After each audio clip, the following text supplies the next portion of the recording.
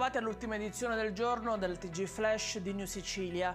In apertura il caso di Maria Basso, una pensionata di 80 anni deceduta 2 settimane dopo il suo arrivo in Sicilia per cause ancora da accertare dopo quello che doveva essere un mini soggiorno nella nostra isola per poi finire rinchiusa in una casa di cura e da cui avrebbe firmato un testamento per un patrimonio che ammonterebbe a 500.000 euro. Una cugina l'avrebbe fatta salire su un aereo e portata a Catania, dove l'avrebbe collocata in un'altra casa di riposo. A seguito di una denuncia di altri familiari, la procura ha aperto un'inchiesta.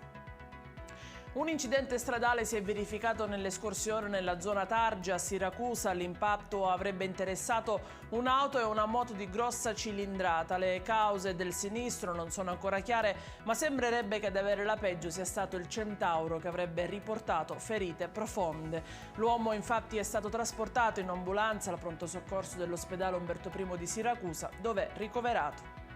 E ci spostiamo a Palermo, dove un cittadino ha trovato questa mattina in via Asciuti un portafogli contenente alcune centinaia di euro, carte di credito e documenti. L'uomo lo ha consegnato a una pattuglia della municipale, in quel momento impegnata nella rilevazione delle soste irregolari. Gli agenti hanno tempestivamente rintracciato il legittimo proprietario e gli hanno restituito la somma di denaro e gli altri effetti personali.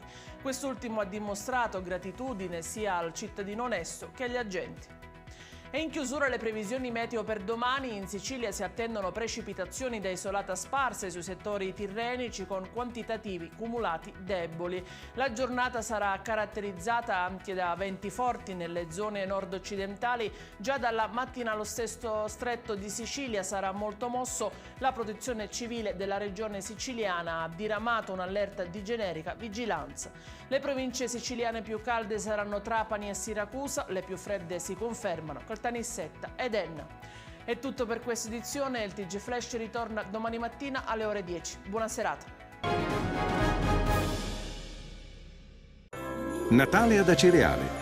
Dall'8 dicembre all'8 gennaio nel centro storico mercatini, circuito dei presepi d'arte, la casa di Babbo Natale, la pista di pattinaggio sul ghiaccio, concerti musicali nelle chiese, laboratori, il trenino turistico natalizio, oltre a tante iniziative di solidarietà. Il 24 dicembre alle ore 20 Uzzukku, tradizionale accensione. L'amministrazione comunale augura buone feste.